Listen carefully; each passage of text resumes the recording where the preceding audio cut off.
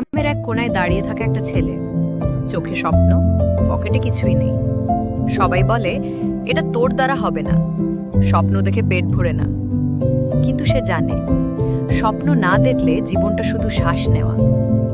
রাতে সে আকাশের তারার দিকে তাকিয়ে ভাবে, একদিন আমিও আলো হব। দিনে কাজ, রাতে লড়াই নিজের সাথে। কেউ হাত ধরেনি, কিন্তু সে নিজের হাত ছাড়েনি। হার এসেছে, কান্না এসেছে, কিন্তু থেমে যাওয়া আসেনি।